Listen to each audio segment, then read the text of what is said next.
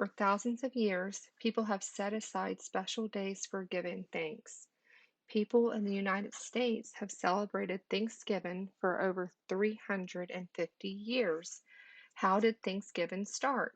Most people think it started with the Pilgrims, but the story really began with a Patuxet Indian named Squanto.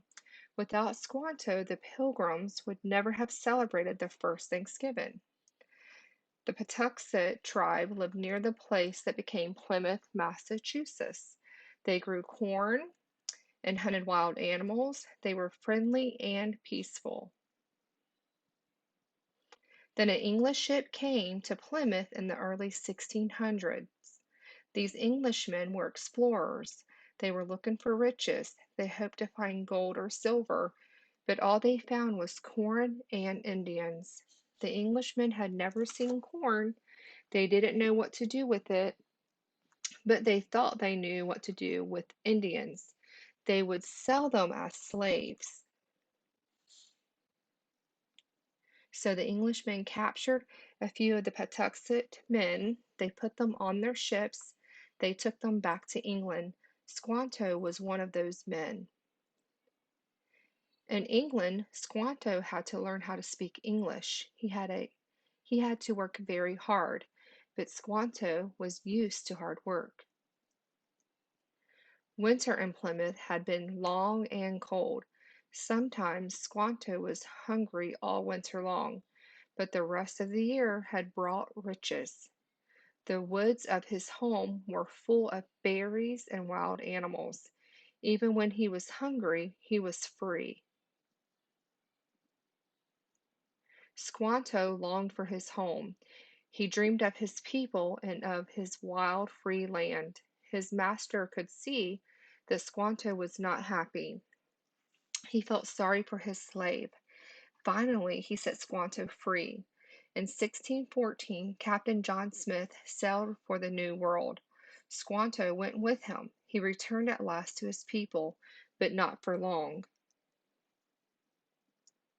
Captain Smith sailed back to England, but he left one of his ships behind. The captain of that ship was named Thomas Hunt. Hunt traded with the Patuxets. He filled his ships with with fish and animal furs. But Hunt was greedy. He wanted to make more money than the fish and furs would bring, so he filled part of his ship with Patuxet men.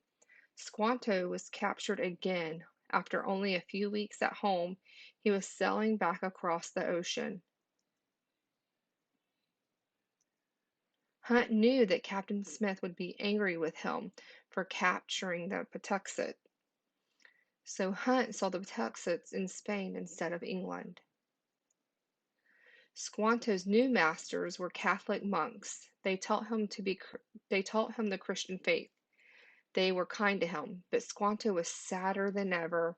All he wanted was his freedom. At last the monks took pity on him. They helped him get to England. In England, Squanto was able to find a ship going to America. He was on his way home again, but when he arrived, great sadness found.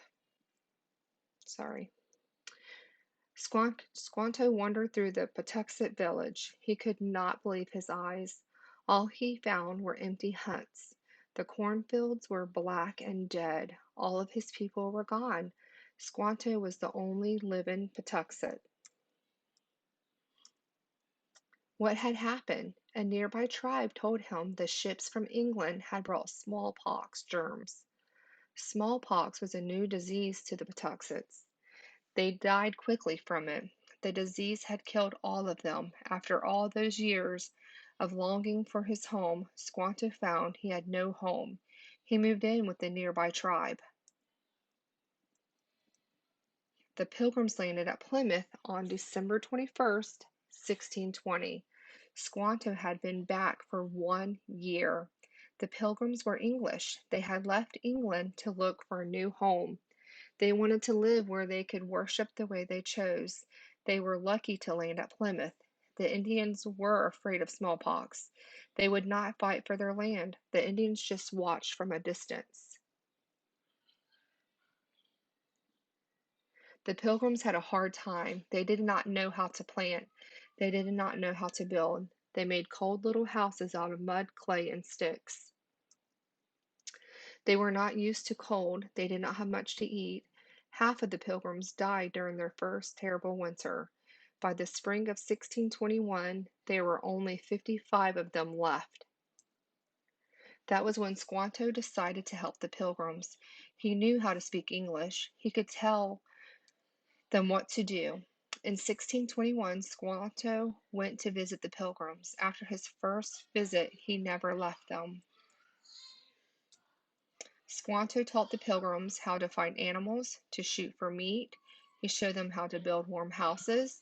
He helped them make friends with nearby Indians. Squanto showed the Pilgrims how to plant. He told them to watch the leaves on the trees. When they were as big as a squirrel's ear, the corn should be planted. He taught the Pilgrim women how to cook the corn. Squanto and the Pilgrims worked very hard all spring and summer. That fall, the Pilgrims had a good harvest. Because of Squanto's help, they would have plenty to eat through the winter. They would also have warm homes. The Pilgrims wanted to celebrate. They wanted to give thanks. They decided to have a feast. They sent Squanto to invite an Indian chief named Massasoit to their dinner. They thought that Massasoit might bring a few people with him. Thanksgiving feasts were not new to Indians. Their feast was called the Green Corn Dance. It was a huge feast. So Massasoit brought 90 people to the Pilgrims' Thanksgiving feast. The Pilgrims were very surprised, but they tried not to show it. There were 55 Pilgrims and 92 Indians. That made 147 people. The Pilgrims were not sure they had enough food for everyone. They had to get busy. For 3 days, the women did nothing but cook. When the day of the feast arrived, everything was ready. What a feast it was! The Indians had brought 5 deer. The women made those into stew. They roasted turkey, geese, and ducks. They cooked lobster, eels, clams, oyster, and fish. They made biscuits and bread. They roasted corn for hoe cakes. They boiled corn with molasses to make Indian pudding. There was plenty of dry fruit for everyone. Popcorn balls were invented by the Indians in that area, so there may have even been popcorn balls. Usually the Pilgrims thought games were a waste of time, but on this day they played. The men held contests. They leaped and jumped and raced. Everyone showed off. The Pilgrims marched, the Indians shot arrows, and people ate until they could hardly move. What a happy day the first Thanksgiving was!